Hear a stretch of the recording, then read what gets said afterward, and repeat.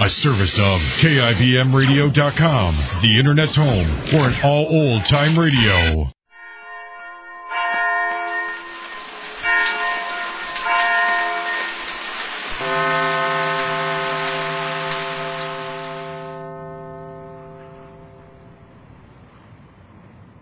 Now stay tuned for X-1 on NBC.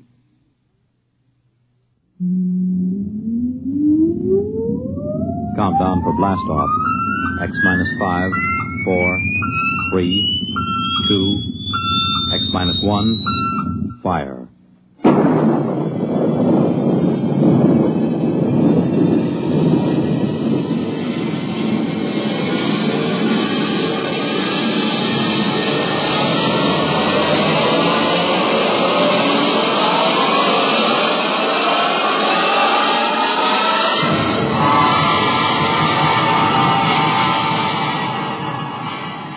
From the far horizons of the unknown come transcribed tales of new dimensions in time and space. These are stories of the future, adventures in which you'll live in a million, could be years, on 1,000 maybe worlds. The National Broadcasting Company, in cooperation with Galaxy's science fiction magazine, presents X minus 1.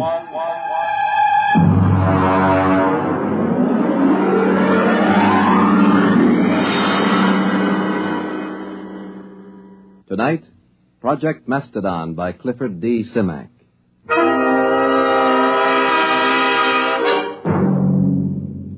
Mr. Secretary, may I present Mr. Hudson of Mastodonia. Mastodonia. Mr. Hudson, this is the Secretary of State. Honored, sir. Now, as Chief of Protocol for the Department, I've informed All you... right, Mr. Kingston. I haven't much time. I'm due at a meeting of the Senate Foreign Relations Committee at 2. If you pass Mr. Hudson in, I'll assume everything is quite proper. Now then, Mr. Hudson, I understand you've been here several times seeking recognition for your, country. Well, that's right. I had a hard time making your staff believe I was in earnest. And are you, Mr. Hudson? Oh, very much so. You are an American, Mr. Hudson. I assume you are acting as a representative for Mastodonia rather than as a principal in the matter. Oh, no. I claim dual citizenship, sir. I am a Macedonian. You pardon me, but I've never heard of your country. Well, it's a new nation, but quite legitimate. We have a constitution, a democratic form of government, duly elected officials, and a code of laws. We are a free, peace-loving people, and we are possessed of a vast amount of natural resources. And... Please tell me, Mr. Hudson, just where are you located? I gathered it was somewhere in Asia. Oh, no. Technically, you are our nearest neighbors. That's ridiculous. Now, look here, Hudson, you can't... If you'll give me just a moment, Mr. Secretary, I have considerable evidence... I'll have to ask you to leave. I'm sorry, sir. Go ahead, Mr. Hudson. You've submitted a document signed by a certain Wesley Adams. Well, he's our first president. You see, we'd like to establish diplomatic relations. After all, we are a sister republic. We'd like to negotiate a trade agreement, and... of course, we'd be grateful for assistance under the foreign aid program. Naturally. Who wouldn't? Mr. Secretary. All right, Kingston. We're prepared to offer something in return for, one thing. Sanctuary. Sanctuary? I understand that in the present state of international tensions, a foolproof sanctuary is not something to be sneezed at. All right, Kingston, I think we've had enough. Show Mr. Hudson out.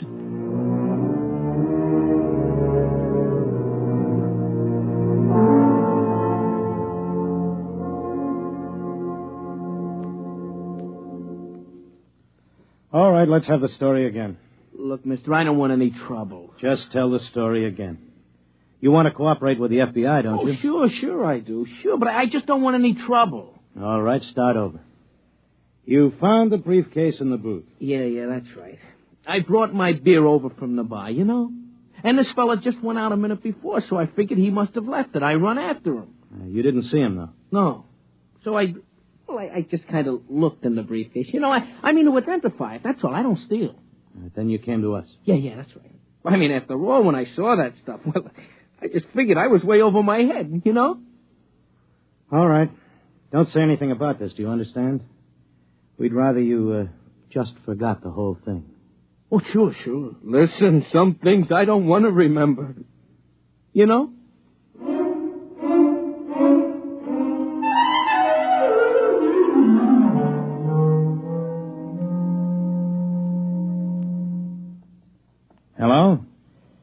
Is this Dr. Harrison of the Paleontology Department?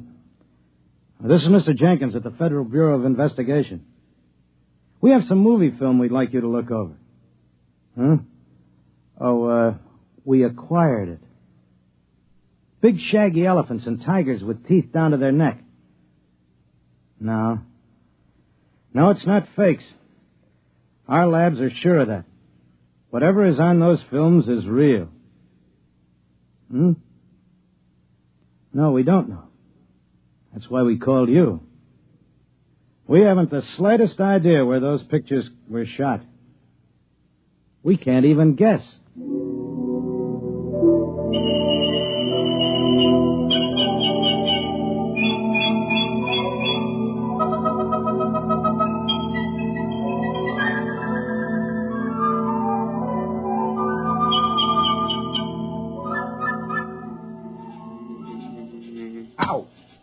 What's the matter, Coop?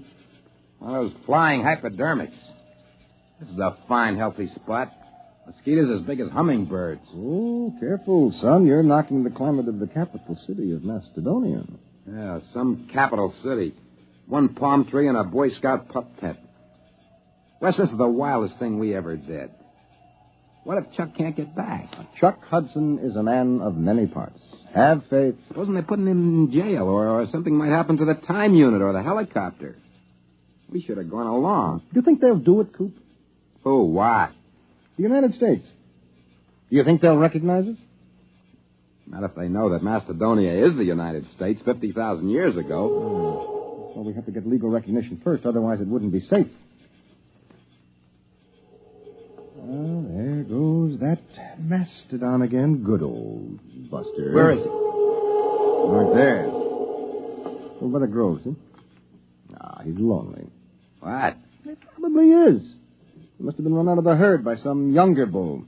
That's why he hangs around like some homeless dog. One thing worries me, Wes. I know you dreamed up the time unit, and we all chipped in for the helicopter, but can you just claim territory on your own like we did? Why not? We found it, it's ours. Hey, Buster's coming this way. Give me the right. No, wait. Maybe he's only bluffing. If that Mastodon comes through here, he'll stomp everything flat. I'll give him 3 steps more. Oh, it'd be such a shame to plaster him. But you're a nice old monster. One more step and he gets it. Hey, that's Chuck. He's back. I wish he could fly that helicopter better. He might wreck it. Well, anyway, he scared Buster off.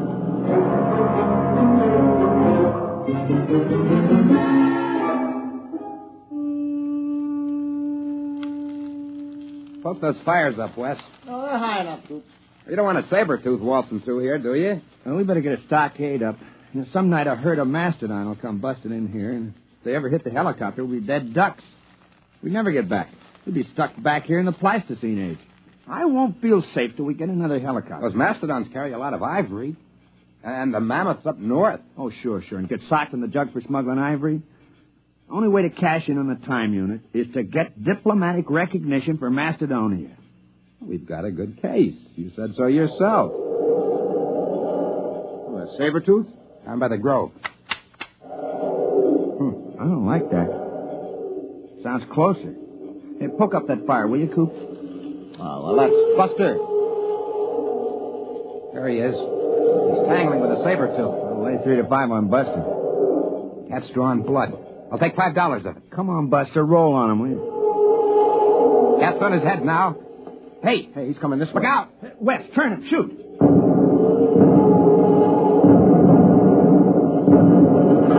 Hey! Got him!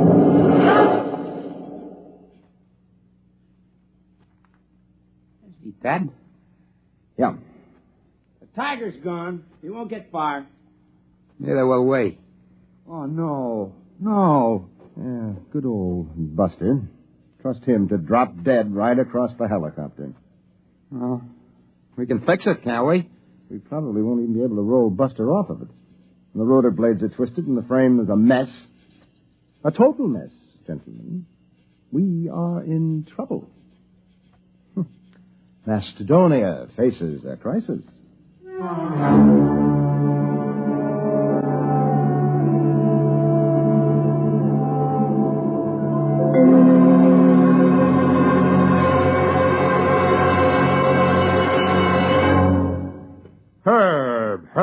you're the key man in the administration. You swing a big stick on the hill. You can't give up on Project Mastodon now. Les, it's been 10 years. If they were coming back, they'd be here by now. Look, I've been working on this ever since we got those films. I've traced their lives from the time they were born till the time they disappeared.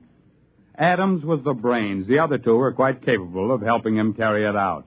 Hudson knew all the angles. Les, I've sneaked your appropriation through 4 times. Now, there's a limit. But I've got the proof. We've had every paleontologist in the country go over those films. They couldn't be faked. Who would know to put lynx tassels on the ears of saber-toothed tigers? Who would know that young mastodons were black? And the location. We tracked down Adams' farm just from landmarks in the prehistoric landscape in those films. We've got to contact them. Look, Les, even assuming it's all true, a planet has only a grand total of resources. If we get Adams' device... Time machine. If we exploit resources of prehistoric America, won't we be robbing ourselves of our own heritage? Look, Herb, I've been over all that with the AEC. There's a lot of lead in southwestern Wisconsin. If we go back far enough, we can catch it when it's uranium. The whole research project hasn't turned up a lead on Adams' machine, if it exists. We've got to keep watching that farm. They might return. We've got to keep looking for them, no matter how long it takes.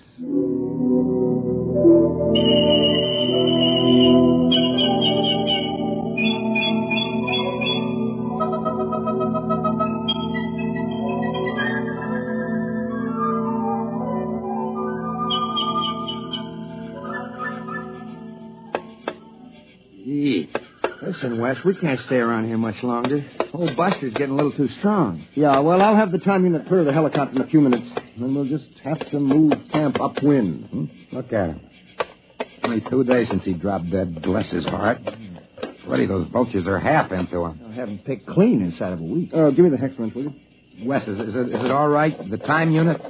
Well, we won't know until we try it, Coop. And then, of course, it's too late. Well, either does or doesn't. Problem is, how are we going to use it without the copter? Couldn't we take a chance on using it on the ground? No, we have to get up in the air. You don't want to take a chance of arriving in the 20th century about 6 feet underground. Wait a minute, Wes. It's got to be higher here than in the 20th century. Look, these hills have stood here since the Jurassic era. They got to be weathered down. Yeah, I know. The only safe way is to build a platform about 12 feet high. That should be enough to clear us. But suppose we come out on the other end 2 feet higher. Well, we fall.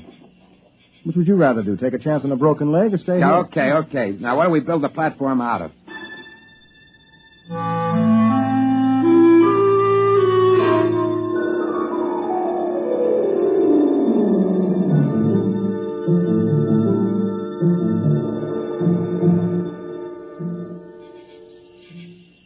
There you are, Wes.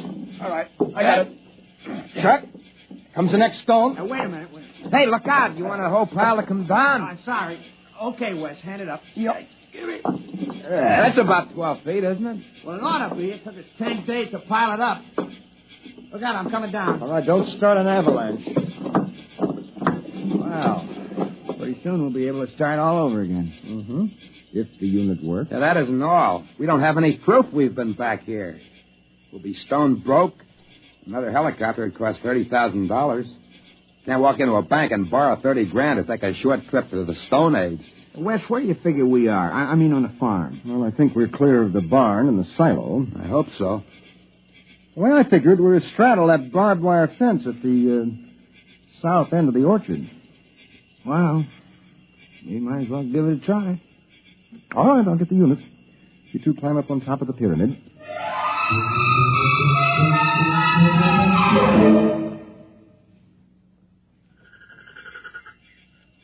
You ready? Think it'll work, Wes? I don't know, Coop. Got pretty well banged up when Buster hit the copter. I haven't got the equipment to check the waveforms. All right, stand around close. Bend your knees a little. Might be quite rough. Go ahead. Push the button. Okay. 1, 2, 3. Nothing. Doesn't work. Well, that's that. We're stuck.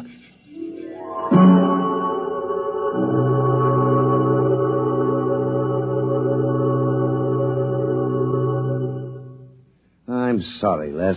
There's nothing you can do, Herb. You've been out of government for 5 years. If there's anything I can do, the board of directors instructed me to offer you... No, thank you. Well, what are you going to do? I mean, now that you're retired. I bought a farm. Oh? In Wisconsin. Well, you haven't given up, have you? I'm the only one. They closed Project Mastodon down 3 years ago, and they've been hinting ever since that I'd be happier retired. Old Bowers, he's the crackpot from Project Mastodon. I'm sorry, Les, but it has been 20 years. Yes, it has. But think of it. From a military point of view, hidden bases in enemy territory itself, centuries removed in time, yet only seconds away. If we had bases like that and shelters... Relax, Les. It's all over. Sure. It's all over.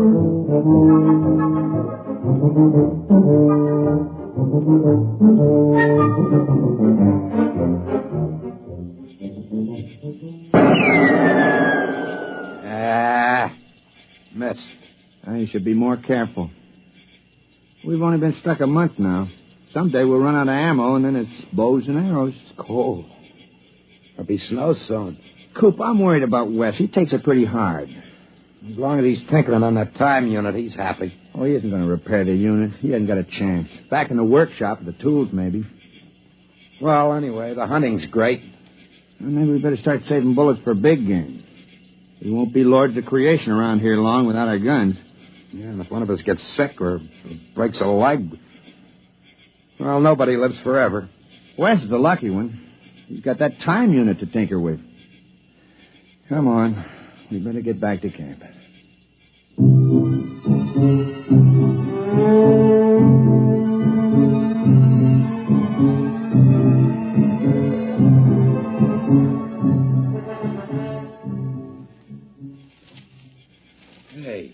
Hey, Wes! Come on. Wes! Wes! There's no sign of him. Wait, there's a note on the door. Wes! Never mind, listen. Dear guys, I don't want to get your hopes up again and have you disappointed, but I think I may have found the trouble. I'm going to try it out. If it works, I'll be back to get you. Wes. What, a fool? That unit can't work. He must be off his rocker. Wait a minute. Coop, look, that pyramid. It took us 10 days to pile those stones up. It's gone. The pyramid of rocks. It's gone.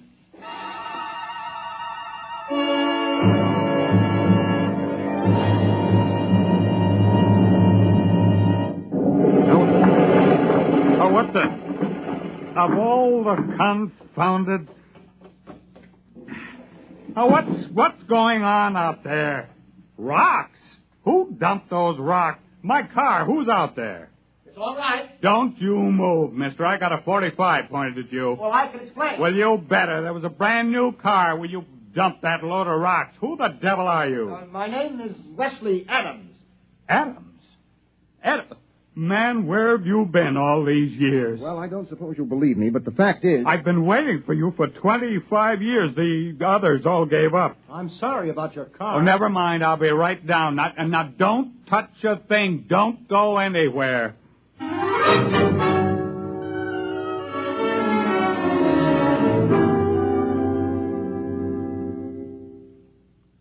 Can't be 25 years. It's only been a few months in Macedonian time. 25 years. Man, it's been a long wait. The unit must have been badly calibrated. You see, it isn't accurate for more than 50,000 years at a jump if the setting is moved. Well, we'd better call Washington. I imagine you'll want the same terms as before. Terms? Recognition, economic aid from Macedonia, defense pact. Listen, Adams, you've got those saps over a barrel. You can get anything you want now. The unit. I'll have to calibrate to the day to go back for them. Oh, don't worry about it. You can have every scientist in the country working on it now. Oh, you've got them right where you want them. Hello? Long distance. This is Major General Leslie Bowers, retired. I want to put a call to the President of the United States, White House, Washington. You can tell them I'm placing the call for the President of the Republic of Macedonia.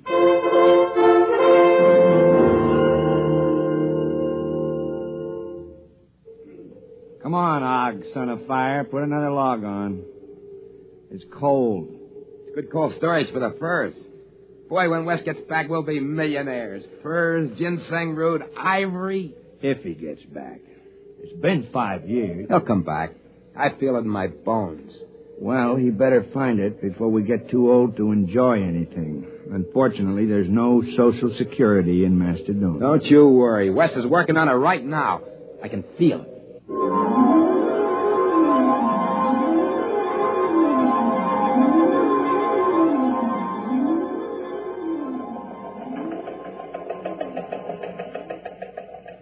Hello, Charlie. Something just came through on the ticker. I want you to get a background story on it. And we just recognized Macedonia. What? How should I know where it is? Look it up in the encyclopedia. Huh? No, the item says formal recognition was delayed 5 years until communication could be established. Certain technical difficulties. What? I don't know. Wherever it is, I don't see what difficulties could hold up 5 years. It stands to reason wherever the place is, you could walk there in 5 years. No, it's not important. You know these postage stamp countries. Monaco, Luxembourg, they're all alike. What's so different about Macedonia?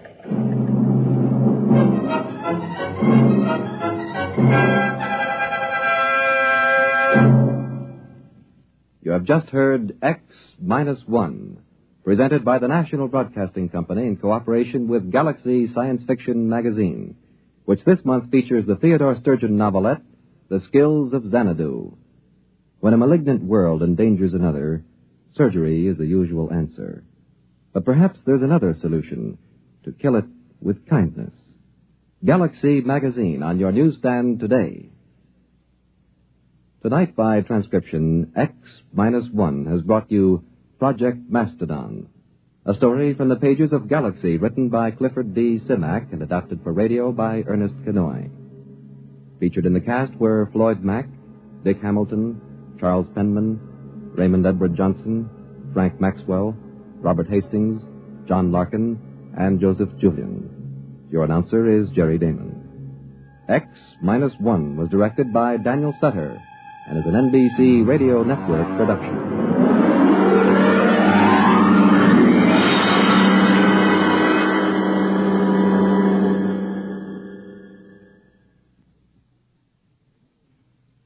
Listen next week for the Murray Leinester story, If You Was a Motlin, a tale in which the childlike natives of a strange planet pull a real switch on a red-headed female witch, and everyone doubles in brass. That's next week on X-1. The Magic Island is once more a dread name to Mrs. Gregory and her little band of friends. When they made their escape from the island through messages carried to another boat by homing pigeons, things looked favorable for a few short hours, but now the future is as black as it could be painted. Recaptured by a Euclidean submarine and being towed back to the island by their submerged captor, Tex Bradford and Jerry Hall are on the deck, wondering what their fate will be. Mrs. Gregory and her daughter Joan are aboard the submarine. As Jerry and Tex notice a sudden list to starboard, the old skipper comes running with the news that they're shipping water through a bad hole in the hull, chopped by the Euclidean who was their prisoner. You're sure of that, Skipper? Aye. But how could that guy get loose? He was tied down with everything in the hold. Wasn't enough, though, Jerry. He's gone. Kicked the side out of our boat doing it. We've got to do something about slapping a patch on that hole, so the submarine won't have to bother to tow us much farther. Well, let's go and see what we can do about them, Tex. Hold it a minute, Jerry. Think you and McLeod can get a patch over that hole, Skipper? Aye. But without motors, we haven't got any pumps. No. Well, shove off, Skipper, and get Mac working on that thing. If you can't stop it, we'll signal the sub to take us aboard. Aye. And sound out for us if you can't handle it. Aye. Gosh, the skipper looks like he'd just as soon drown as get on board that submarine. Can't blame him much for that, son. Things look pretty bad, don't they, Tex? Well, they have looked brighter, but we won't give up. I hope Mrs. Gregory and Joan are all right in that crazy Euclidean submarine. Jerry, my optimism has led me into trouble more than once. But I can't believe that we won't find our way out of this somehow. I'm not scared about it. Well, yes, I am. Plenty scared. But we've been on the island before, and we got away from it. Why can't we do it again? Well, they won't be disposed to treat us quite so kindly this time. I don't know about that. Now, look, Captain Bradford, I think there must be some mighty good reason for wanting us to stay alive. Maybe it's your formula for the universal solvent. Maybe it's for what they think we know about our world that they don't know.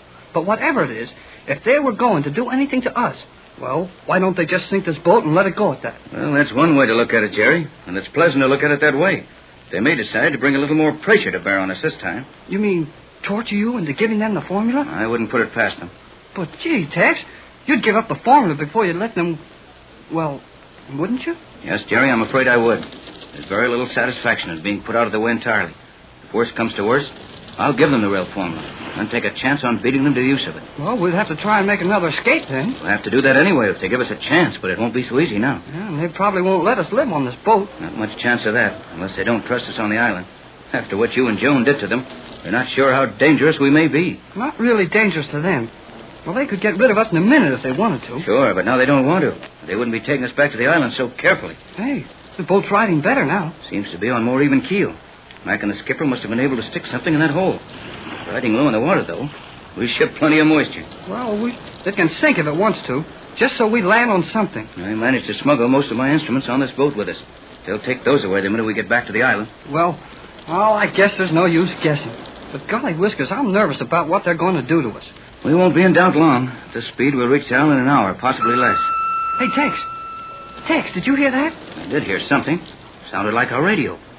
Jerry, maybe we've got juice enough left in those batteries to pick up a carrier wave. No, it wasn't that. It was a ray gun. A ray gun? Yeah, one of those Euclidean ray guns, like the two Joan and I took away from that guard we took prisoner. But where could it come from? I don't know. Oh, you must be imagining things, kid. That was a radio squeal. No, it wasn't, Tex. I've heard all sorts of noises come out of radio sets, but none of them made my hair stand on end like this one did. There's something about the high whine of those ray guns. It sounds... There it goes again. Yeah, I heard it plenty enough that time. Those things certainly have an unearthly wail. Where did it come from? Sounded right under our feet. How could it come from there? Will they work underwater? Not very well, and not that loud. I wonder. What? That Euclidean guard we had tied up in the hold. But he's gone. Escaped when he cut that hole in the boat, just about daylight. He's gone? Where did he go? On board the sub, I suppose. He couldn't have boarded that sub, Jerry. We saw the hatch and the nose open. No one went in there but that woman submarine commander and Mrs. Gregory and Joan. No, not in the hatch. Well, where else? Well, those subs have an airlock. He could have been taken aboard while he was swimming underwater, and we couldn't possibly have seen him. Then he's been in the water all the time. Now remember that we had no power. He could have ridden that rudder post for hours with comparative ease. But who would he be shooting those ray guns at? Maybe the skipper or Max stuck their heads up over the stern. No, they're still below. Below, that's it, kid. Scatter for that stern hatch, quick, and walk on your toes now. Don't make a sound. What's up? That Euclidean never left this boat. He what? I'm sure of it. He knocked that hole in the side to make it look like an escape. Then he hid in the hole until the skipper and Mac fixed the leak. Now that he's in no danger of drowning, he used that ray gun to put the boys to sleep. We'll meet him at the hatch and fix him up with a little nap. We mustn't use a ray gun on him. Why not? Well, the girl sub-commander is supposed to have our ray guns. And if we use one now, this guy will know we still have them. Good boy, Jerry. You think fast sometimes. All right, now look. We'll sneak up on each side of that companionway. He can't see us till he hits the deck with 1 foot. We'll let him have it. But his ray gun. Can't put more than one of us to sleep with one shot. And the other one can have him tapped on the air by that time. Okay, Tex. Now, not a sound till we land him. Yeah.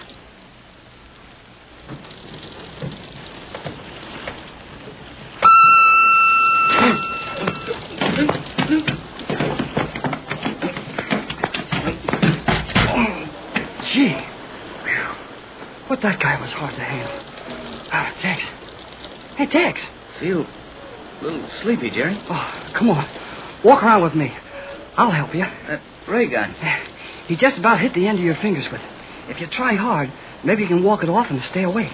Not yet, but I'll try. Oh, come on, then. Try. Sure, I'll try. Now, lean on me as heavy as you want to. How did you fix our friend? Well, I didn't have anything to hit him with, but I got a chance to jerk his head against the combing. He'll be quiet for a while. Good boy, Jerry. Is the boat rolling a lot, or are my legs just unsteady? Oh, the water's beginning to boil around this rail. I'll bet that blamed sub is coming up again. No, it feels like we've lost seaway. Well, I should have noticed that a long time ago. We're not making any way at all. They've dropped our bow anchor. And there goes the nose of the blame thing. You know, someday that girl's going to tip the boat over. Coming up under it like a whale. Oh, not that girl. She's too smart. And what she can't do with that submarine isn't worth doing.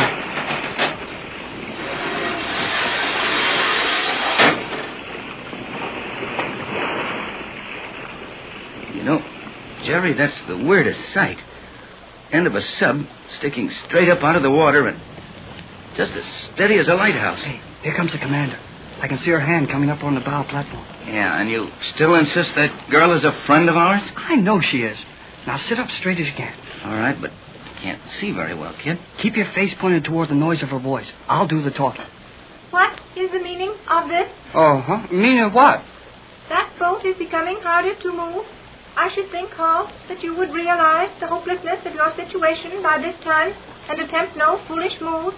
Well, we can't help it if your Euclidean prisoner escaped and cut a hole in our boat, can we? Where is the Euclidean guard now? Oh, he's back there at the stern somewhere. And what is he doing? Taking a little nap last time I saw him. Have you nothing to say, Captain Bradford? Well, no. The captain, he's, I understand perfectly. The captain is asleep. He's mighty tired. You haven't forgotten my teaching so quickly, have you, Hall? A ray gun will register on my instrument. Yeah, that's right. Well, you know, what's the matter with Tex, then? That Euclidean we thought was safely tied up in the hold was hiding somewhere in the boat, and he used his ray gun on the engineer and our skipper. And when we tried to catch him, well, Tex got a little of it, too. What was the size of the gun? Well, one of those little 300 seconds, like we've, like we had once. That is well. And the guard is where now? Well, he got rough with us back there near the engine room hatch, and I had to bump his head on the combing to keep him quiet. You will do well to guard him closely until I deliver you safely to G47. That man will not hesitate to harm you. No. I suppose you think old G47 is going to give us a picnic. G47 will give you what he thinks your case warrants. Is the leak in your boat sufficiently repaired to indicate possibility of successfully towing you to Euclidia? Well, it stopped leaking, if that's a big enough answer for you. Your attempts to converse with me as an equal are rather futile, are they not? Maybe so, but I get 'em said. You have said far too much. I will resume my position under your bow, and the bow anchor will be picked up by the stern magnetic fin. We will reach the island in 1800 seconds. Oh, half an hour, huh? Okay, Skipper. We'll hang on. How are Mrs. Gregory and Joan? They are in my care. That might mean anything. Indeed, it might.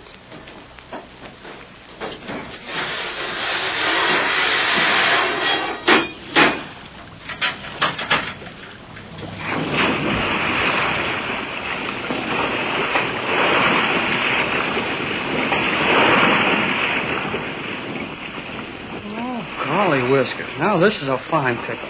McLeod and the old skipper asleep in the hold, and Tex sleeping on the rail, and, well, if that guard starts up this way, I hope I can handle him. I'll help you, kid. Oh, gee, Tex, are you all right? Well, I have felt better, but I'm waking up a little, and I can tell what goes on around me. Well, the sub has gone under again, and she'll be picking up our bow anchor any minute. How much time did she say we had before we get to the island? Half hour. Why? Well, we might have a chance to plan a little something, but the hope isn't very strong. And that Euclidean back there at the stern won't stay asleep much longer. If that's only a 300-second ray gun, he ought to be coming out of it now. That sub just picked up our anchor? Yeah, we're starting to move now. And the commander said only 1,800 seconds to Euclidean. Oh, forget the 1,800-second stuff, Jerry. Let's talk like white people for the few minutes we have left. Well, that stuff gets me, though. I'm getting so I talk just like those Euclideans. Yeah, not exactly, but... Hey! Here comes that Euclidean guard, sneaking around the corner of the aft cabin. I can't see very well. Has he got his ray gun? Sure he has. Then you'll have to use yours if he crowds us. But that way, he'll find out we have them. He'll find it out anyway if he puts us to sleep and searches us. Tex, wait a minute. I think we're going to be all right. What's going on? The old skipper. He's in his bare feet, sneaking up behind that Euclidean. Has he got a gun? No, but he's got a monkey wrench. And he's going to use it. Oh, boy, what a sock. Did the skipper get him, Jerry? I'll say he got him. And he'll be asleep longer than any of those ray guns would be good for. That old skipper can sure use a monkey wrench.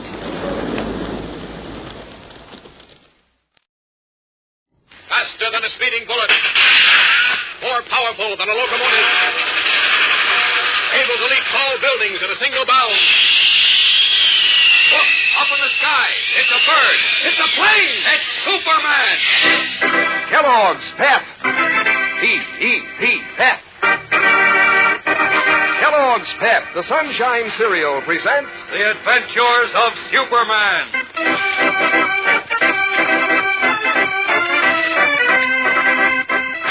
Today we continue with our GI protest against racial discrimination. A protest ended in alarming sounds of gunfire.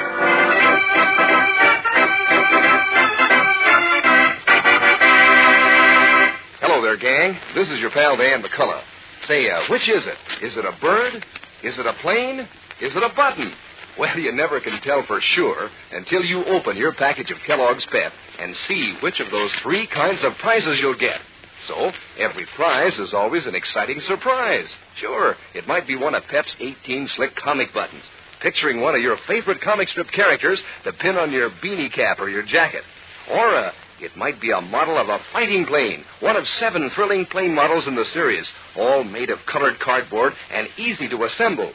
Or, your next Pep prize might be a beautiful full-color bird picture from a series of 24, each with a description on the reverse side so you can name and know any of these birds around.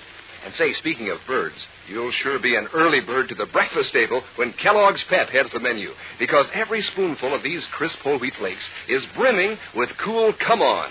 Every spoonful is a treat in itself. Every dish of Pep just about doubles the fun of breakfast. Yes, sir, you'll say that catchy Pep flavor is strictly terrific. So get going, gang. Ask Mom for Kellogg's Pep, the Sunshine cereal, and look for your prize inside the package. Now, the adventures of Superman. Led by young Joe Martin, the hero of the Okinawa invasion and brother of Beanie, the Daily Planet copy boy, 1,000 returned veterans staged a mass meeting on the steps of the state capitol. A meeting of protest against racial and religious discrimination in the awarding of state jobs. Demanding an explanation from Governor Wheeler, the ex-GIs were told there was no discrimination. Angry and indignant, the men swarmed up the Capitol steps. In a moment of fear and panic, the governor lost his head and ordered a squad of state troopers armed with Tommy guns to fire into the crowd. Shots rang out. As we continue now, our scene is the editorial office of the Daily Planet. Beanie Martin, in response to the ringing of a bell, has stepped into the teletype room to get the news clip being fed out of one of the machines. He stands by idly as the keys automatically print the news report in bright purple ink. Suddenly he stiffens, and the color drains from his cheeks. His eyes race over the glaring lines of type. Mouth agape, he reaches out and rips the long sheet of paper out of the machine just as the clatter of the keys stops. Then, turning, he races through the city room looking for Clark Kent. Mr. Kent! Mr. Kent! How many times have I told you not to barge into this office without knocking? Yes, sir, but this is important. Mr. Kent! Get out of here! Get out! Hold it. Hold it. What's the matter, Beanie? You're pale as a ghost. Be a ghost unless he gets out of here. Please, Mr. White. Come in, Beanie. Come in and close the door. Now, what's the trouble? My brother. It's about my brother. Your brother Joe? Yes. Oh, what about him? What about him? Please, can't you see the boy's upset? Here, look at this teletype. Nobody gives a hoot when I'm upset. Great Scott. What is it, Kent? Listen to this. A returned veteran, hero of Okinawa invasion, was seriously wounded today when, at the order of Governor Wheeler, a detachment of state policemen fired into a group of ex-GIs staging a protest meeting on the steps of the state capitol. I don't believe it. Even Wheeler, as rotten as he is, Wait a wouldn't minute, do it. there's more. The wounded man is Joe Martin of 1040 Wilton Drive. My brother. Said to be the leader of the veteran group organized to protest against racial and religious discrimination in the awarding of state jobs. Immediately following the incident, Martin was removed to the Metropolis Hospital, where he's been placed on the danger list. There, Beanie. I'm sorry I shouted at you, but don't cry now. We'll take care of everything. Now, Kent, you get on this thing immediately. Get all the facts. Well, now, look. If Wheeler's responsible for this, I'll have him impeached. Wait. I'll ruin him for life. Wait a minute. In the first place, I can't quite believe that the state police would fire into a group of veterans. In the second place, I'm going to the hospital to see about Beanie's brother. Assign someone else to the story. Give it to Lois. Oh, where is she? Probably in her office. Beanie, you locate Jimmy Olsen and get him to go home with you. Yes. And don't you worry about your brother. Now, everything possible will be done for him. See you later, Chief.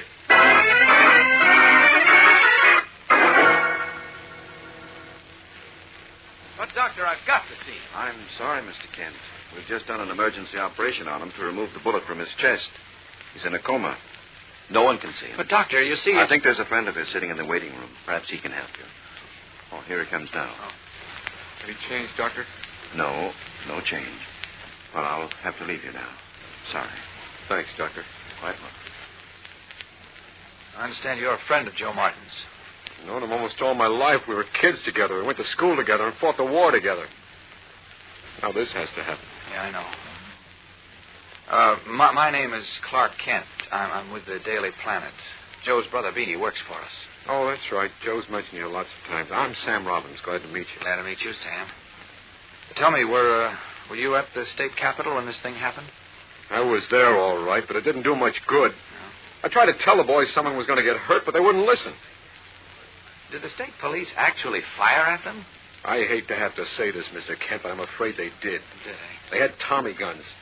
Our bunch was sore, and they started up the steps to where the governor and some of his stooges were standing. I heard them yell to the troopers to fire. The next thing I knew, the Tommy guns were blazing away, and Joe, who was right next to me, crumpled up and dropped. Was anyone else hit? No, just Joe, the one guy who didn't have it coming to him. The guy who just the same was fighting for the Jews, the Catholics, and all the rest of the people who get pushed around. Doesn't make sense, Sam. You're telling me. Yeah, I remember thinking when we were crawling up one of those Jap Island beaches with slugs whistling around us and knocking off one guy out of three that, well, maybe after this war was over, we'd wake up to the fact that when the chips are down, it doesn't matter what prayer book you read out of or what color your face is. Yeah, that's what I thought, but I guess I was all cockeyed. No, I think a lot of people did wake up, Sam, but that's not what I was thinking of when I said it didn't make sense. I was thinking that if the state police fired into the crowd, how come only Joe was hit? Particularly with Tommy guns. I don't know. Well, I'm going to find out. You'll be around here for a while yet, won't you, Sam? I'll be around until they tell me Joe's going to pull through. If it takes a week. Okay, I'm going over to state police headquarters. I'll be back in a few minutes. A few minutes? Mm-hmm. But it's 20 miles from here. What are you, Superman? Sometimes, Sam. See you later.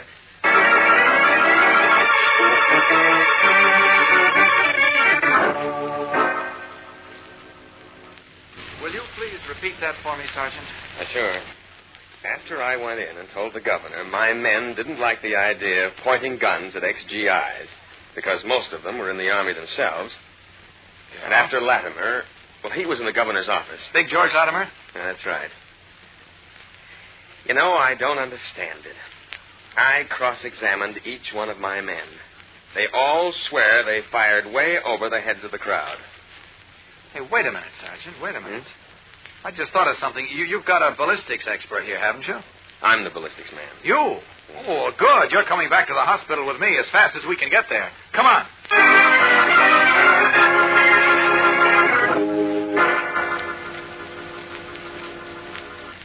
Are you sure, Doctor, that this is the bullet removed from Joe Martin's chest? Just beneath the heart. All right, Sergeant, here it is. Can you tell from what kind of a gun it was fired? Let's see. Yes. 32 automatic. No doubt about that? No doubt at all. It could never have been shot out of a Tommy gun. That, of course, clears my men. Wait a minute. The state police carry sidearms, don't they? Yes, but they're .44 caliber police specials. They're revolvers, not automatics. And this bullet came from an automatic. Weighing the twisted lead bullet in his hand, Sergeant Adams of the State Police makes a positive statement. A statement that opens a new trail for Superman. But in a moment, even the Man of Steel will be faced by the shock of his life. So stand by for the startling climax of today's episode. Say, gang, isn't it swell just to see a dish of Kellogg's Pep at your place at the breakfast table?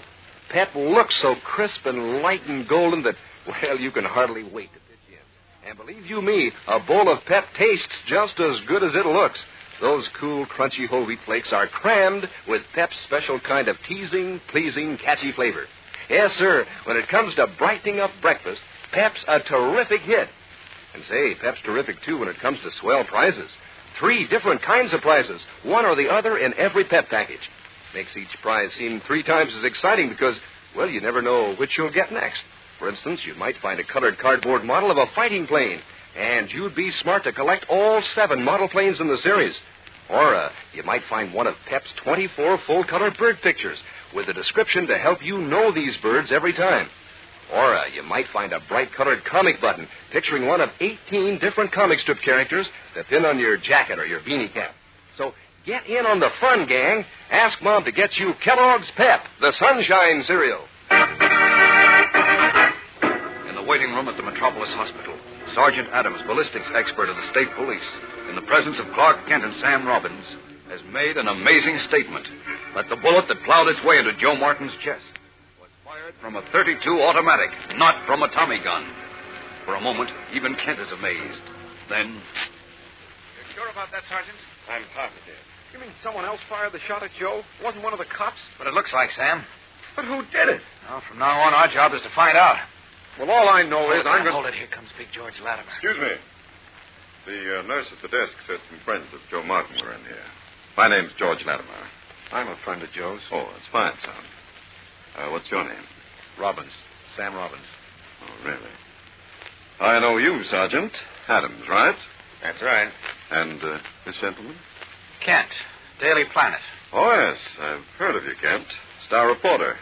Great paper, the Planet. Even though it fights me, but that doesn't mean anything, of course. Big George Latimer loves a fight. We can't see anything to laugh about, Mr. Latimer. Joe Martin is pretty close to dying in one of these rooms. Yes, that's why I'm here. Governor Wheeler asked me to come down and see what I could do for young Martin. Oh? At the same time, to correct the impression some people seem to have that Martin was wounded by the state police. Wasn't he? No, Kent, he wasn't. Well, what did happen? Who shot Martin? Well, I was standing on the top step of the Capitol with the governor when the crowd of veterans got a little too excited and started up the steps. I saw one of them pull a gun. Then the governor, certain he was about to be attacked, gave the order to fire. Naturally, one couldn't hear a pistol shot with Tommy guns blazing. Are you trying to tell us that one of the veterans shot Joe Martin? Yes, Kent, I am. It's an old trick, and it was pulled this time to make the governor and the state police look bad. You think you could identify the man you saw pull the gun? Yes. And I don't have to go far. There he is, standing right next to you. What? His name is Sam Robbins.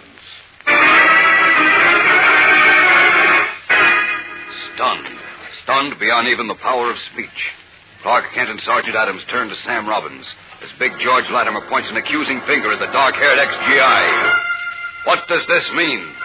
A man like Latimer certainly can't afford to make a public accusation of attempted murder without being able to prove it. Fellows and girls, you're in for a thrill a minute in tomorrow's exciting episode of this story, as even Superman, with all his strength and cleverness, finds himself caught in a monstrous web of hatred and intolerance. So don't miss it. Tune in tomorrow, same time, same station. And remember, for breakfast, it's Kellogg's Pep. For excitement, the adventures of Superman.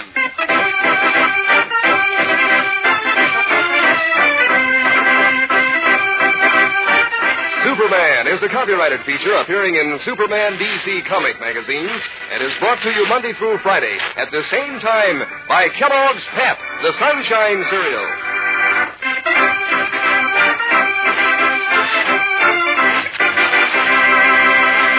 Say, gang, when you think of famous names, do you think of Kellogg? You know, that's the greatest name in cereals.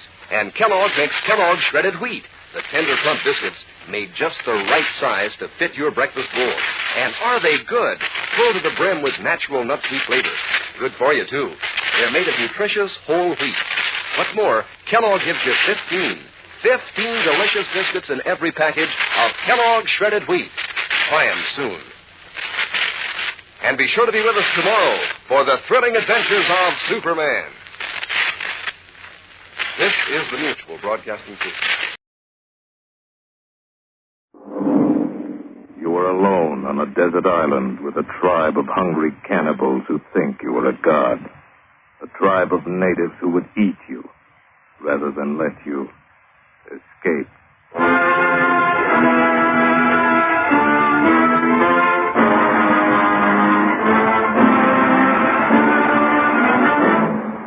Escape, produced and directed by William N. Robeson, and designed to free you from the four walls of today for a half hour of high adventure.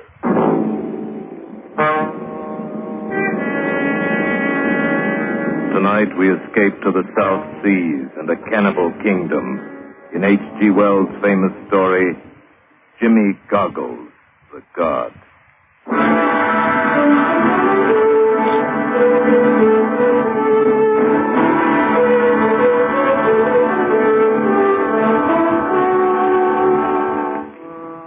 doubt you'll remember anything of the Ocean Pioneer, though a bit of the story that came to public knowledge made headlines in the newspapers at the time.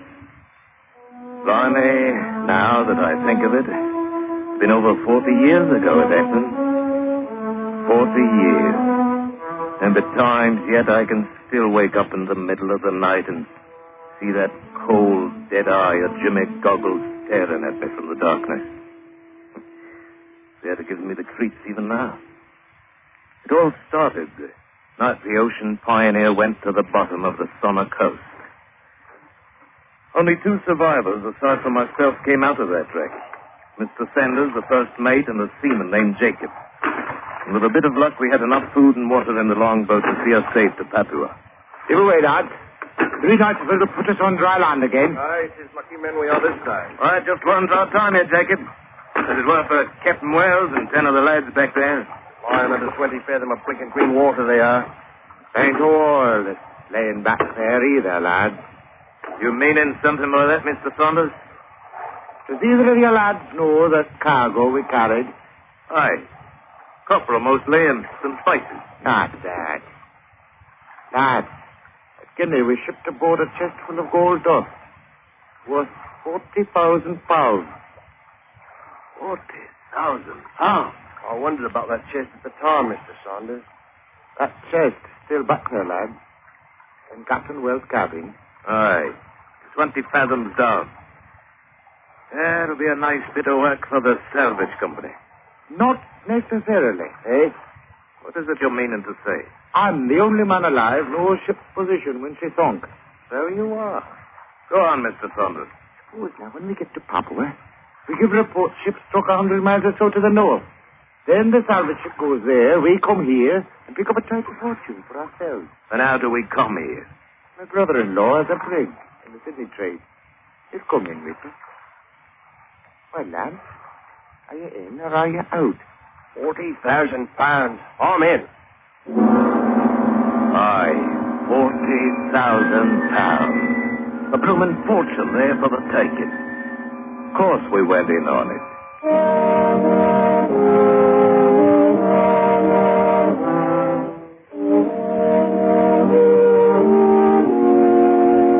In Papua, Saunders made the arrangements with his brother-in-law, Captain Ferguson.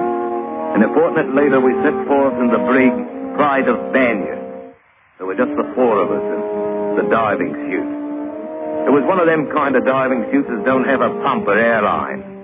Carried its own tank of compressed air attached so you could walk around on the bottom independent-like. We hung the suit on the wall in a mess room, and believe me, it was some bright times we enjoyed besides it. During the 3 weeks the Pride of Banya beat in towards Sonner Channel. We'd wonder how long it'd be before we'd get there, and what the salvage ship might be finding 100 miles away from the wreck. And all the time acting like we hadn't a care in the world. And that confounded diving suit would sway back and forth like a regular human being it would.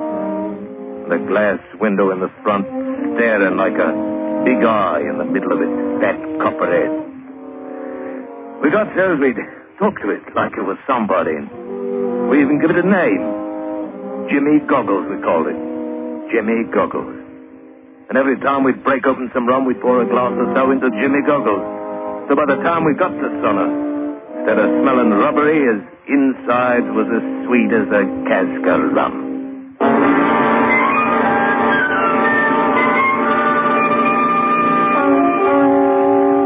When we found the place, we was afraid to take the brig into the rocks where the wreck was lying. So we anchored about half-mile off, and all of us rowed to it in the longboat. Aye, it's still there, all right. I can see the tip of one of our masts above the water. Devil take the mast. It's the fortune below I'm interested in. Oh, fear. It'll be there, lad. There to the port a bit. Hey, is it still agreed that I'm the one to go inside Jimmy Goggles to make the first trip down? Aye, George. It's what we decided. Easy now. Nigh on to her. I can't say I envy you none, George. Back the oars now. Easy. There, got a line around the mast. Keep us from drifting. Better get into that diving suit, George. Right away, Captain Ferguson. Aye, just as happy it ain't me that's going down. Huh? Yeah. Why not take it? Yeah, What are you talking about? It'll be cold and dark down there at 20 fathoms. Might be sights that ain't good for a man to see. In the dark and alone. Jacobs, you wander on like an old woman. I reckon the look of 40,000 pounds will cure a heap of other sights. I'm ready, sir. Except to secure the faceplate. Good. You know how to operate the valve? Aye, sir. And turn on the air. George, you'll find the chest in Captain's cabin. Move it if you can. Or see about the chances of getting a line on it. Right, sir. And good luck. Aye, good luck. Good luck. Well, cheerio, lads. I closed the little glass window in my helmet and fastened it. Then I edged toward the stern. Saunders was saying something, but I couldn't make out what it was. We didn't have no ladder, so I slid over the stern and hung there by the gunwale for a minute with the helmet out of the water. I took a last look at the light of day, and I let go.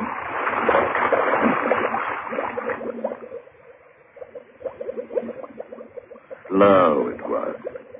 I sunk down through that green water. The only sound was the air bubbling out of the helmet valve. That valve, you understand, was the only way you had of controlling the descent of old Jimmy Goggles. If you opened it up, down you'd go. If you clamped it fairly tight, the chute would get full of air, and up you'd pop as fast as a man would care to. Full 5 minutes or more it took to sink that 20 fathoms.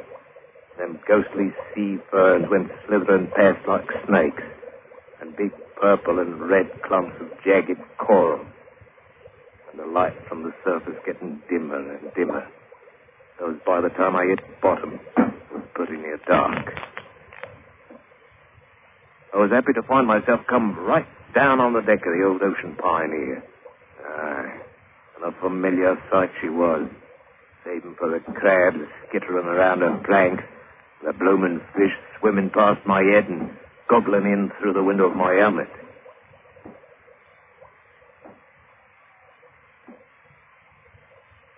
I made my way to the deck cabin.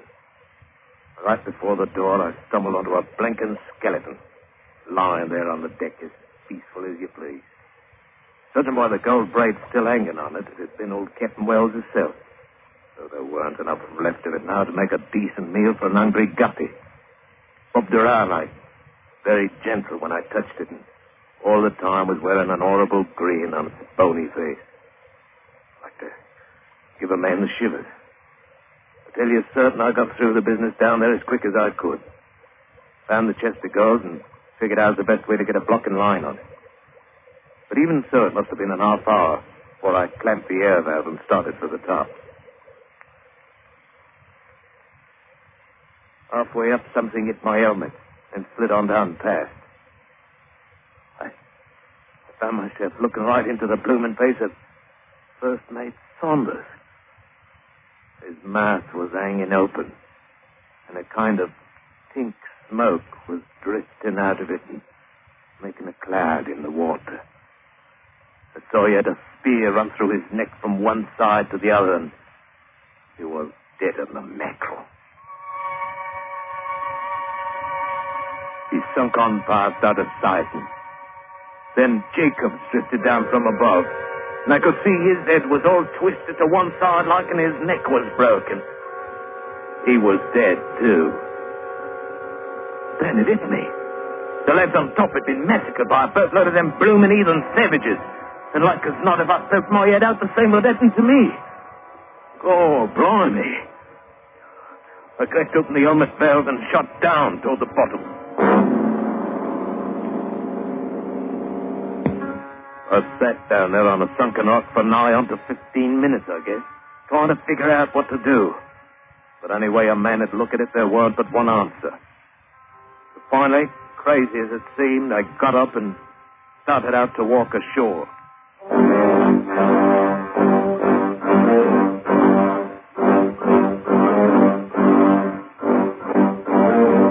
After a while, the bottom began to slope up, and it wasn't so dark anymore. Finally, my helmet poked up out of the water. I saw the beach about 50 yards away with dark jungle right behind it. I sloshed on through the water and came out on the sand. Then I opened the faceplate in Jimmy Goggles' head and cut off the air from the tank and took a deep breath of the natural kind. That's when I saw them. At least 100 blinking savages painted up like banshees. It stepped out of the brush and started moving toward me, slow, beating soft on a couple of drums and growling low and evil-like. Well, George Herbert, you're in for it now, I tells myself. Half a mile of underwater walking and you're still forgetting your bloomin' throat cut. I snapped the faceplate partway shut and cracked the air valve a bit. The diving suit swelled up like a blessed frog. And I started walking toward them. When I got close, they moved back along two sides of a kind of path, and I walked right down the middle of it. It led back into the jungle, and pretty quick we come out in a little clearing with a grass hut standing in the middle of it. And sitting in front of the hut was an heathen idol, carved out in koa wood. Was grinning about as hideous as you ever hoped to see. And the idea hit me. I was in a spot. It couldn't be much worse, and maybe it would work. The natives seemed to be awed by Jimmy Goggles already. So I reached out and gave the idol a great push, expecting any second to feel a spear through my gullet. I looked up. Blimey, if them heathens weren't down on their faces, worshipping like mad. It had worked. Oh, not me, you understand. Except in the manner of speaking. It was Jimmy Goggles with his copper head and his one glass eye, with me inside him. They'd seen him walk up out in the sea, and they figured he was a god. Old rum-soaked Jimmy Goggles. A regular bloomin' god.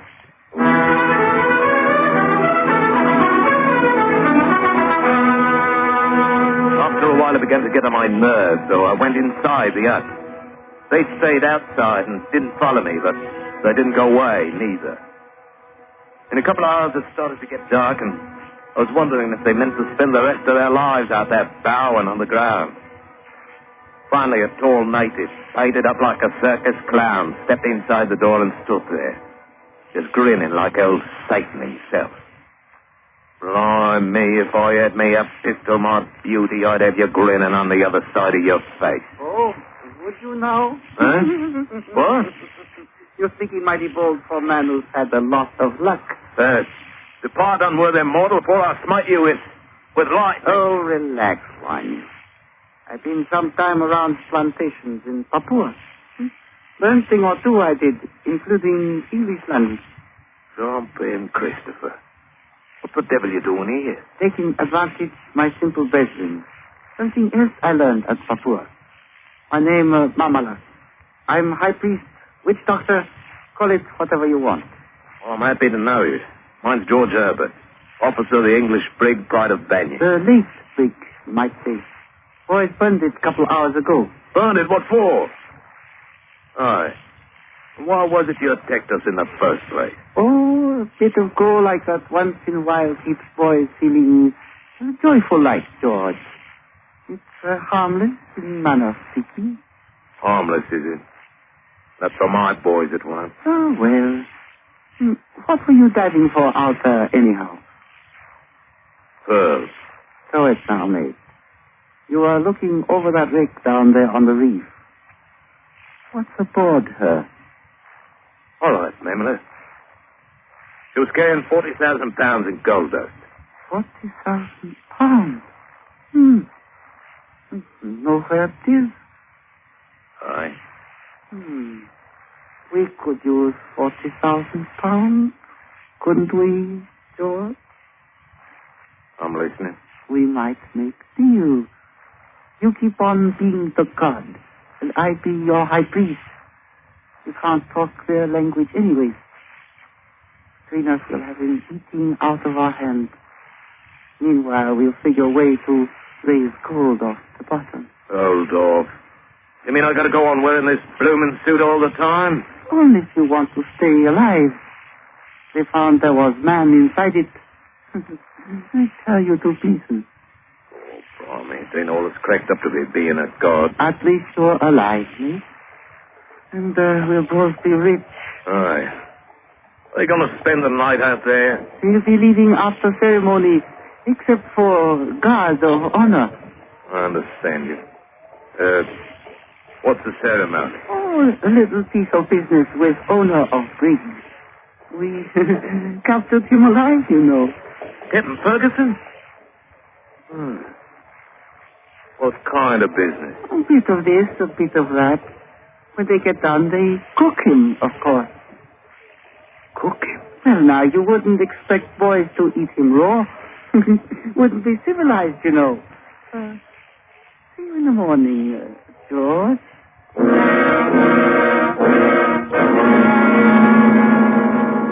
It was pretty horrible, all right. But what with one thing and another, I didn't feel as bad about it as I might have. After all, I hadn't known the captain too well anyhow.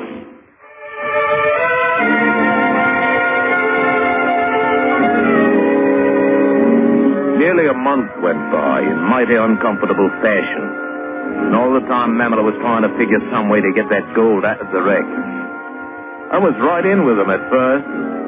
Then I got to notice, and now he was always saying what he could do with 40,000 pounds. And then I'd kind of remind him we was apples, and he'd grin, strange-like, and so that's what he meant all the time. But I didn't trust him no wise. And I started stalling every way I could, and things stayed about as they were. I kept on being a garden. We couldn't get no proper chance to go after the gold. Then one morning, Mamela and most of the tribe went back into the jungle to hunt. I was sitting in the hut trying to think of some way to do for that heathen before he could do for me, when I happened to hear voices outside. I sneaked a look through the palm's edge. It was an Englishman, dressed up fit to kill in white canvas shorts and a sun helmet and all. He had a native interpreter all dressed up and walking with him. Here now. They're idols. Tribal gods. But it's been turned over. Do they no longer worship that thing? Master, I could... Looky here, gents. If you'll step inside, I'll show you what they're worshipping. Hey, now. Come in, come in. Welcome, gents.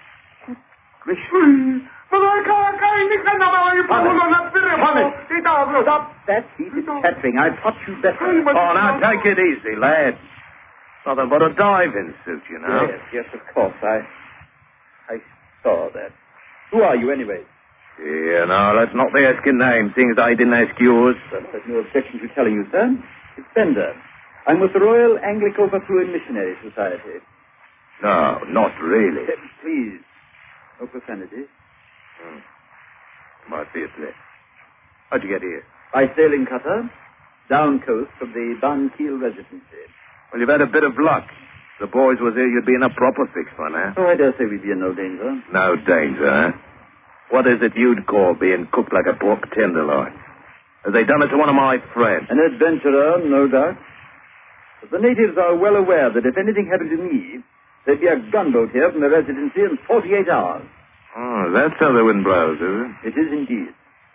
And may I ask why you're masquerading in that diving rig? Aye. To keep from getting myself killed, that's why. The natives think this blinking rubber union suits the regular god. I see. And you've been preying on their childish credulity. Childish as may be, Mr. Bender, but they've got full-grown teeth. Aye, and I've seen them in action. Well, you simply have to take your chances, because I'm going to expose you. You know, you can't be doing that.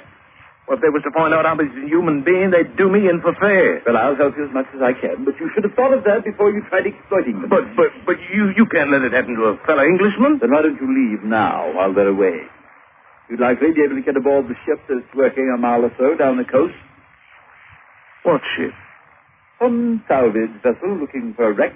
They think it might have drifted down the channel from the north. Oh, it just might have it there. They might find it. Mr. Bender, I'll make a proposition. I won't promise anything, but I'll listen. Leave here now and sail down the coast a ways and stay till nightfall. Then come back as soon as it's dark and I'll let you expose me to your heart's content. In fact, you might say, Mr. Bender, I'll even welcome it.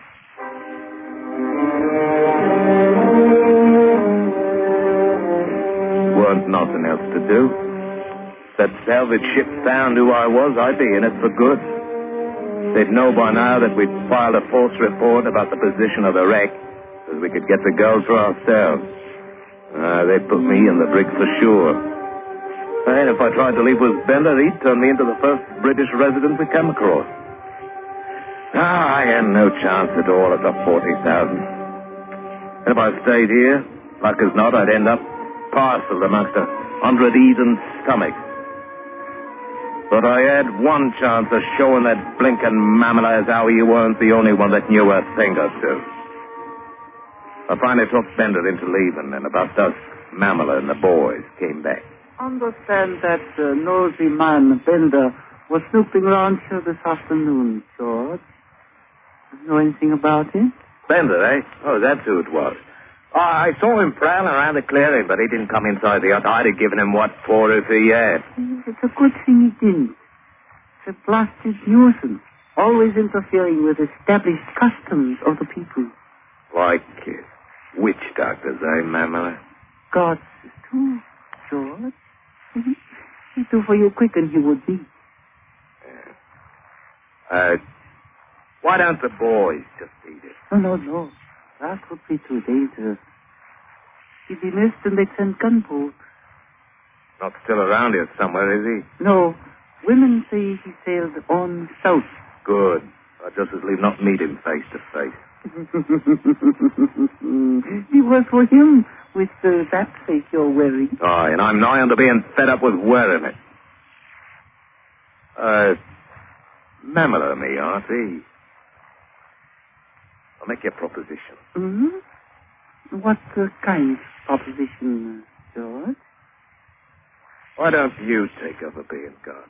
And what would you be doing if that happened? Oh, leave me some food and water in one of the boats, and as soon as it's dark, I'll cut and run for it. It'll be easy for you to get the gold that way. Aye. You can have the old 40,000. Your generosity embarrasses me, George. Anyways, supposing I was up and died sudden like, how'd you explain my body to the boys? I have been thinking about that, but I hadn't figured it out yet. I was wondering if you hadn't been. You know a thing or two, don't you, George? Enough to know you weren't going to share with me unless you had to. Frankly, you're right. This may be best way. I'd have my little brethren right under my thumb. You out of my way with no need for explanation. All right, George. I'll keep the boys away from the clearing so you can make your break. Both be ready in half hour. Good luck.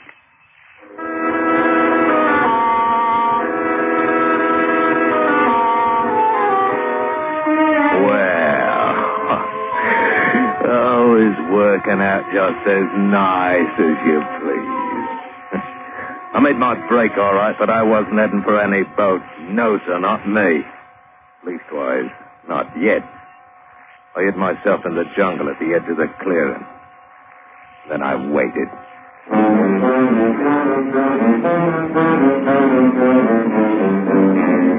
After a while, them savages started drifting back into the clearing, and pretty soon Mamela, all dressed up in Jimmy goggles, came out and sat in front of the hut, the way I'd been doing every night.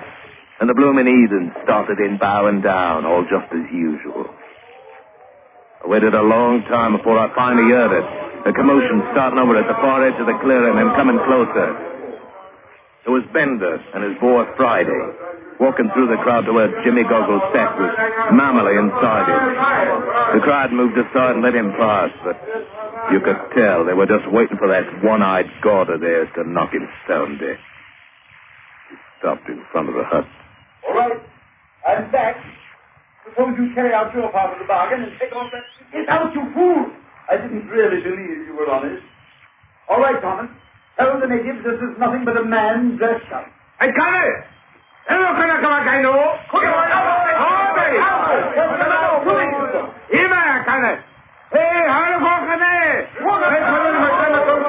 Blimey, you Bender didn't jump onto Memel and start turning at the front of the diving chute. And all the time that heathen witch doctor kept trying to fight him off. And it seemed as though Mamala hadn't known how to fasten the helmet properly, because suddenly it tipped back on his shoulders, and there he was. A face them savages knew as well as their own offspring. And they didn't like it even one little bit. Aye. They'd been taken in by one of their hometown boys, so to speak, and they weren't for having any. They didn't harm Bender none, but they shoved him off to one side. They made one grand rush from Memphis. And they got it. And blimey, if what happened then wasn't downright uncivil.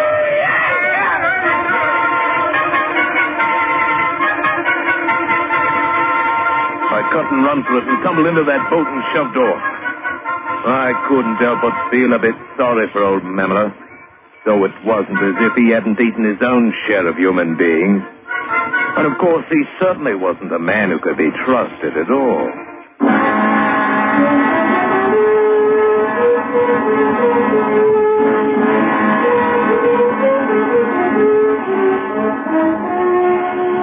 Well, it was a long time after, before I heard how Mr. Bender made out.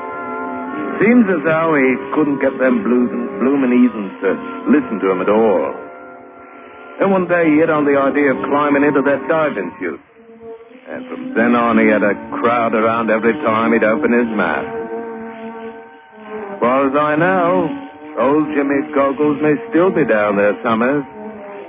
With his battered copper head, and his rummy smell, and his one glass eye. He may still be doing business. Right down there at the same old stand.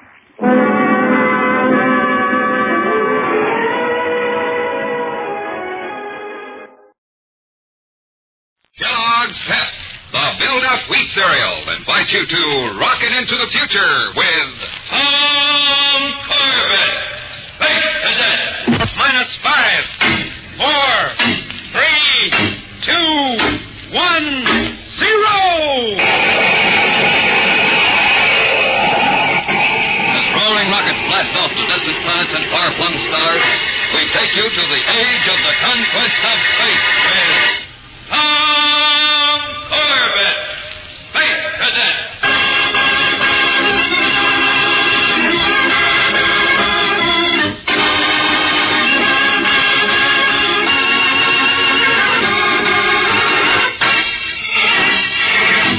For the cadets at Space Academy, the most exciting phase of training begins on a huge field, scarred and pitted by the blasts of raw power needed to break Earth's mighty clutch of gravity and set men free to rocket toward distant planets. For this is the Academy's spaceport, takeoff point for duty, adventure, and danger. Today, the entire Academy fleet of spaceships is out on the field ready to blast off on a mysterious mission. On the control deck of the rocket cruiser Polaris, cadet pilot Tom Corbett, Roger Manning, and Astro await Commander Arkwright's orders. Attention! Attention, all cadet units! Hey, listen, there's Commander Arkwright on the teleceiver. Well, it's about time. Hear this. Doubtless you've all been wondering why you've received no advance orders on today's mission. The reason is simple. As officers of the Solar Guard, you will often have to go into action without advance notice. For instance, when you are sent to track down and subdue an outlaw or enemy ship, as you want to do now. Hey, hear that, fellas? I suppose we're really going after an outlaw? Of course not, you Venusian clump. Your mission will not be a real one, of course. The supposed criminal ship will actually be the Solar Guard cruiser Arcturus, piloted by Captain Strong. Lucky guy. So that's why the skipper hasn't shown up. What happens to us now? Do we just sit here? As you all know, Captain Strong is in charge of the Polaris unit, and obviously cannot be aboard the Polaris now since he's been gone for several hours. It has been decided that the Academy's training program will be greatly aided by making this entirely a cadet operation. Therefore, on this mission, each cadet unit will be in charge of its own ship. Oh, brother, listen to that. Sounds good. Instead of taking orders from Captain Strong, we'll be chasing. I'll bet he leads us a real chase. Now, here are your instructions for training maneuver 32. Or, as Captain Strong calls it, Operation Hide and Seek. Hide and seek? The outlaw was reported entering Earth's orbit at point A25 in Sector 12. This report from Terra Station. Moon observers have spotted the ship leaving our orbit at point M47, Sector 89. Got that, Roger? Naturally, Junior, All ships naturally. are to proceed to the last point of observation and pick up Captain Strong's trail, which may lead anywhere in the solar system. Then track him down and engage him in mock battle. Of course, you were not expected to defeat such an expert pilot. Think you can lick him, Tom? Now, top space age like the captain? Not yet. But you will be graded on your battle tactics, as revealed by photographic recorders, and also on the knowledge and intelligence you bring to your training. Not just on how soon you find the Arcturus, since that may depend partly on luck. Not when I'm doing the plotting. Okay, hotshot. Just see that you produce results. One more thing. As I said, there is a strong possibility of danger, and you must be prepared to face it. You know that ships have been vanishing from the space lanes recently. One of them, the Academy cruiser Pollux, which disappeared 3 months ago on a routine flight. So keep your eyes peeled for trouble. Now, take your stations and prepare to blast off. Let's go, Roger. Astro. Okay. And spaceman's luck to all of you.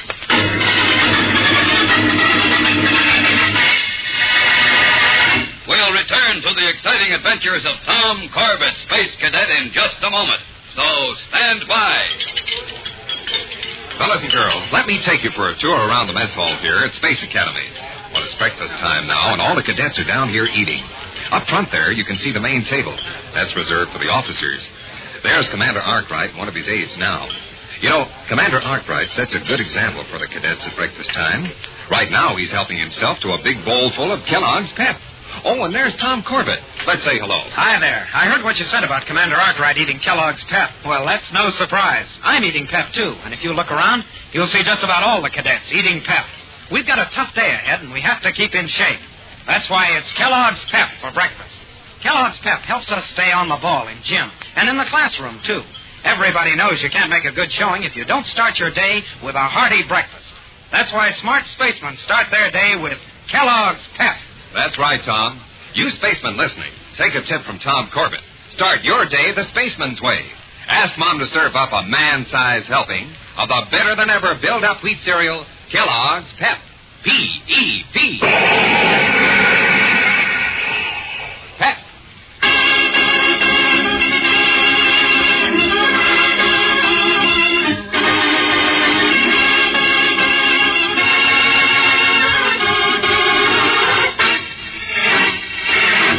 Rocket cruiser Polaris hurtles away from Earth.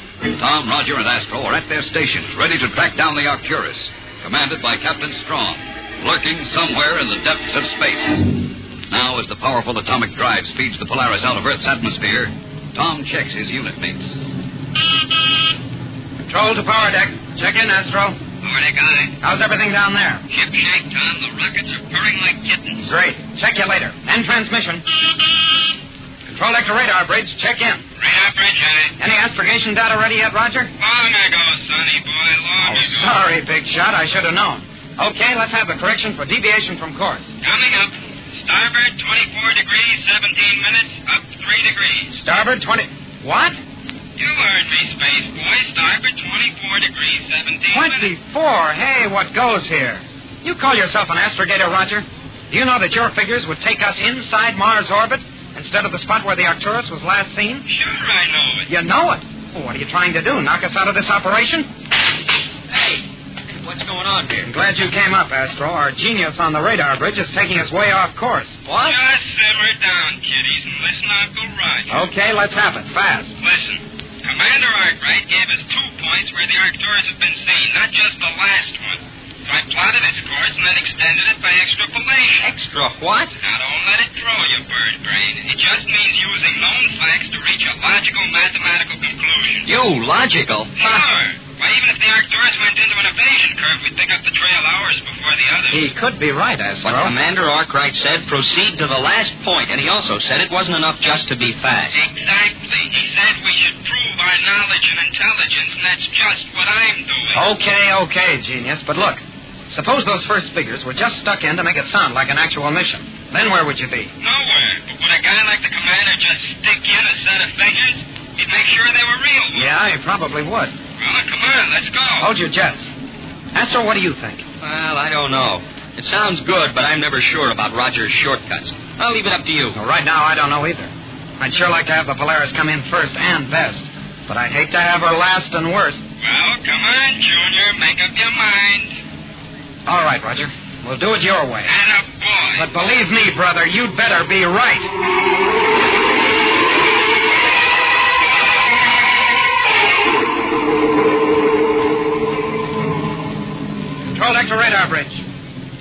to radar bridge. Roger, check in, will you? Blast it, Tom. Stop bothering me. I have to watch the sniffer for radiation traces. Well, Astro and I have been waiting down here for an hour. Isn't there any sign of the Arcturus' trail yet? No, I'll let you know when there is. Yeah, if there is. There will be. Hey, Great Jupiter, we just entered the probability area. Just keep your gyro steady, fellas. I'll call you in transmission. Huh. Keep our gyros steady, with our Academy ratings depending on his judgment. Yeah, if he's fouled us up, our names will be mud around the Academy. You're so right, pal. Well, we might as well stay out with the rest of the space junk if anything happens. Radar bridge control deck. Port 1 degree. Keep her level. Right. Okay, Roger, on course. Have you got something? Yeah, on the trail. Hold the ship steady as she goes. Hey, nice going, Roger. Think nothing of it, Astro. It's just a little old miracle. Are you sure you're not just picking up cosmic radiation, Miracle Man? Now, look, Corbett, I know the difference between random rays and a spaceship pattern. This is the Arcturus track. I'll bet my last cent on it. Okay. I'm holding steady on your course. That's it. Stick with Uncle Roger and his little sniffer, and you'll wear medals. Yeah, if we don't wear out first. Hey, genius. You mean me, I suppose. No one else. Where did you get that name, Sniffer? Well, that's what it does, doesn't it? Or am I supposed to call it Radiation Detector Analyzer Mark III all the time? It's a cinch you wouldn't, Roger. Cut the chatter, you two. Roger, keep your eyes on that sniffer. You better if he kept his nose at it. Blow your jets, both of you. I got work to do. Hey, I didn't make the hotshot mad, did I, Tom? Oh, forget it. He's got a low boiling point anyway. And not that I'd say it to his face, but he's a real top-drawer astrogator. Yeah, that chance we took really paid off. Radar bridge control deck. Check in quick. Oh, that sounds like trouble. Control deck guy. What's wrong, Roger? You didn't lose the trail, did you? No, I didn't lose a trail. I found one. Another one. You mean there are two trails? Exactly, Junior. They run along together for a while, then go off in different directions. And I don't know which one to follow.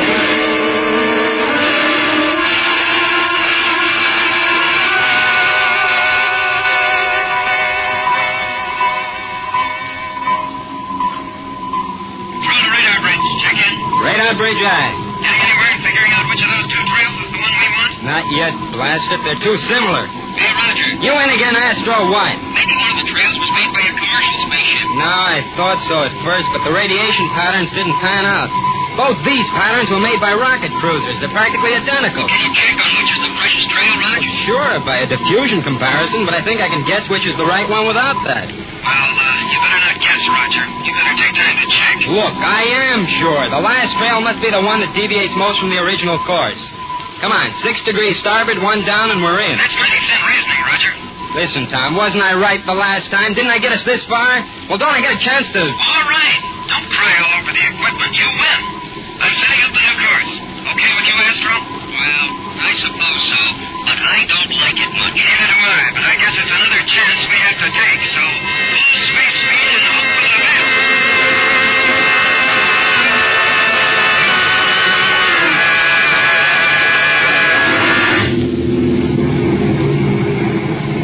Hey, Tom, we're right on course, and the sniffer says the other ship is too. No deviation. Now, will you admit I was right? Looks like it. Still, we may have more problems soon. Yeah, what? Well, we're moving in the general direction of Saturn, and you may have heard that Saturn has a moon. 9 moons, Professor. I was thinking of the big one with the Solar Alliance colony. Good old Titan. Remember the last time we landed there, that colonist stoner? Yeah, I remember. The Titan's been producing uranium as well as pretty girls. So freighters transporting the uranium back to Earth have all been using the space lane. And I think the Arcturus is heading for that lane. Oh, you figure the Arcturus will make a run on the lane, work its radiation trail with the others, and then blast out again, huh? That's the way it figures to me. Shows how wrong you can figure sometimes, Junior. The sniffer can pick out a cruiser pattern from a million made by traders. I hope you can prove that, Hotshot. Don't worry, I will. Say, maybe I won't have to. What do you mean? I'm getting something on my scanner. It's a spaceship down dead ahead. A ship on this course? Why, that couldn't be a freighter. It must be the Arcturus. We found her. Hey, Astro, did you hear that? I sure did. Nice work, Roger. It's something funny, though. Don't tell me you're not sure. No, I'm surer than ever. The ship's making a good-sized blip on the screen now. Already? That's just it. The Arcturus should be burning up space, and instead she's just floating along, hardly moving. Great galaxy, suppose it's not the Arcturus. It must be. I guess Captain Strong's just tired of playing hide and seek. All right, fellas, if it is the Arcturus, then she's a sitting duck. We can blast in on them before they can maneuver. Maybe before they know we're around. And we ought to get in some good shots, even if they are just on film. Hey, maybe we can even win this dogfight. Oh, brother, if we could, wouldn't that make us hot stuff around the academy? It sure would. Okay, Roger. Keep your eyes on that screen. Astro, see if you can squeeze another couple of neutrons out of your rockets. Prepare to attack!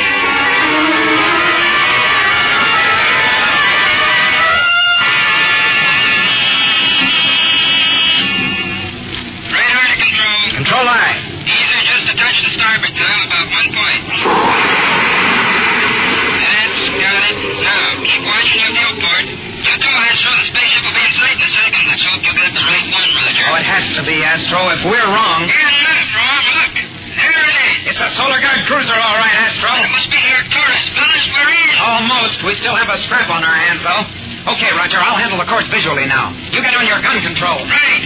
Stand by for changes in speed and course, Astro. Aye, aye. Remember, our guns contain telecams, not warheads, so there won't be any noise, only a little clicking sound. Okay, let's start shooting. We're not within range yet. So what? We won't be wasting ammunition, just microphone. We'll do it right anyway. That's the way, Tom. The recorders will show it, too. All right, coming into range. Ready, Roger? Ready? Fire forward battery. Aye. Forward battery firing. And right on the target. Okay, I'm starting east to port. Stand by to fire starboard battery. Forward battery, cease fire. Cease fire, aye. Fire starboard 1. Starboard 2. Starboard battery's firing. Keep them hot, Roger. Hey, the Arcturus is waking up. They've seen us. Captain Strong's maneuvering to return fire. Let him. Our pictures will show we got him first. But I'll try to out-jockey him anyway. He's okay. He's forward gun ports. Hey, Tom, look. Great Jupiter, he's going to fire real warheads. Is Captain Strong on space happy? Here comes the first one. Astro, full blast on port steering rockets. Full blast, aye. Here it comes. Wow, missed us. And here comes another one. Astro, cut in emergency power. Let's get out of here. Straight line. Roger, contact Captain Strong. Tell him to lay off. That's what I'm trying to do. Hey, he's fired a full salvo. Oh, brother, we'll never be able to duck all of them. Astro, hit the starboard steering jets. Too late. Brace yourselves, guys. We're going to be clobbered.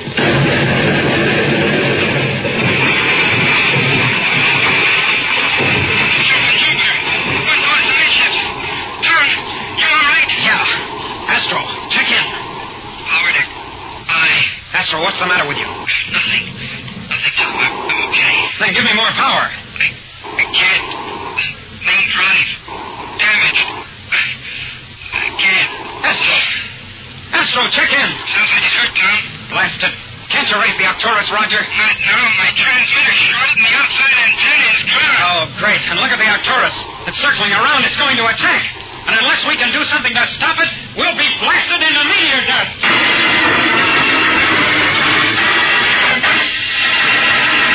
We'll return to the exciting adventures of Tom Corbett, Space Cadet, in just a moment. So stand by. Hey, everybody, gather around and hear all about the swell prize you get free at no extra cost in every package of Kellogg's Pep. It's a magic moving picture eye. Know what that is? Well, let me tell you. The Magic Eye is a gleaming plastic disc with a picture mounted in the middle. Now, suppose your Magic Eye shows you funny man Bob Hope of Paramount Pictures standing there with a baseball bat in his hand. You just tip the Magic Eye back and forth in your hand, and Bob Hope starts swinging that bat, all ready to swat the ball. You say it's magic, all right, and so will all your friends. And you can get other magic moving picture eyes, too. Next one might have a train on it. You tilt the Magic Eye, and... boy, the train starts smoking right down the track. How about that, Cadet Tom Corbett? And say that's not all, Spaceman. You can get a complete set of 16 different Magic Eyes. You don't have to mail anything in. No box tops, no waiting. Just blast off on a cruise down to the grocery store and get a package of Kellogg's Pep. Remember, there's a Magic Eye waiting for you right now, free at no extra cost in every package of the build-up wheat cereal, Kellogg's Pep. P-E-P. Pep.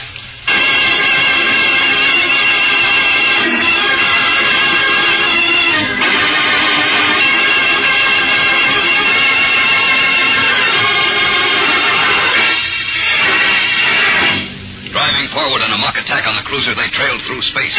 Tom, Roger, and Astro were jubilant about their success until the other ship suddenly opened fire with real and deadly atomic warheads. Now, with the Polaris damaged, Astro unconscious, and their communications knocked out, Operation Hide and Seek is no longer a game, but a desperate struggle for survival. isn't strong ship, it's the Pollux. The Academy ship that disappeared 3 months ago. What? Sure, it must have been stolen, and the crew kidnapped or killed. It all ties in. Commercial ships missing lately. This one loafing around a space lane. But who'd have the nerve to take over an Academy cruiser? I'm trying to tell you. Space pirates. Great Academy ghosts. They're out to get rid of us before we can report. Yes, they've got a darn good chance of succeeding, too. Those dirty space rats. But what can we do? Just one thing, I'm afraid. Run for it. Try to make the outer moons of Saturn. We can't land on those hunks of rock. They'd nail us like shooting fish in a barrel. We won't land. Just use the moons to dodge the pirates' viewers and radar for a while, until you get that transmitter working. Then what? Then I don't know. I'm not even sure we can make the moons. But it's the only chance we have, so full evasion course. Let's go!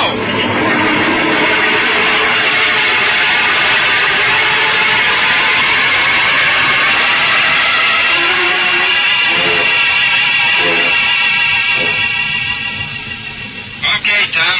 The radio's putting out a weak signal. Now what? Now I want you to call Titan. Titan? What's the matter with you? You'd be giving our position away. Now, wait a minute. I'm going to be Titan. You? Listen, make your call full emergency. Then switch on. Change the circuit a little so it will sound different. Switch on again, and I'll answer from here. What are you going to... Will you stop asking questions? Just do as I say.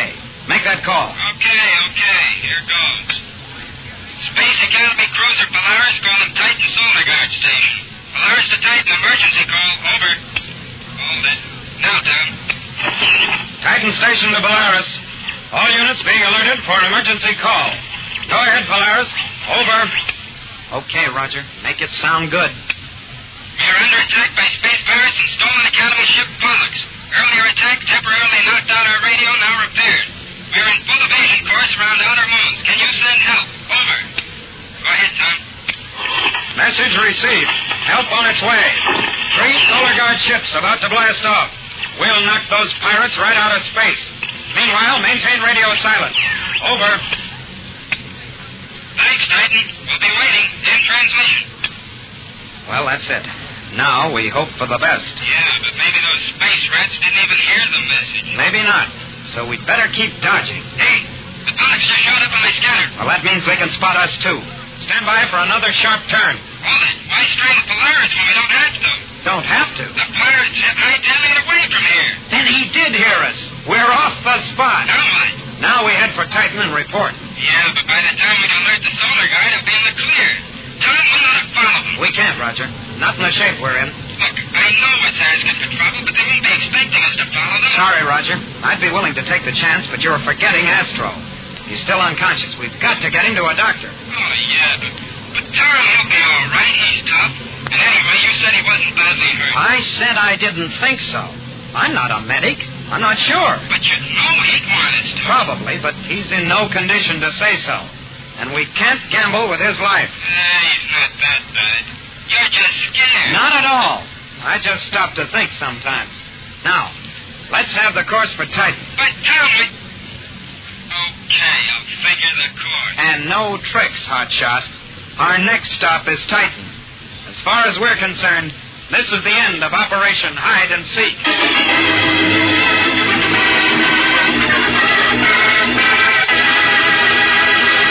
Don't miss the next action-packed episode with Tom Corbett, Space Cadet, when the crew of the crippled Polaris encounters the pirate ship again. And there is a battle to the death in Part 2 of Operation Hide and Seek. Tune in, same time, same station, for the next thrilling interplanetary adventure with Tom Corbett, Space Cadet. Brought to you by Kellogg's Pep, the build-up wheat cereal.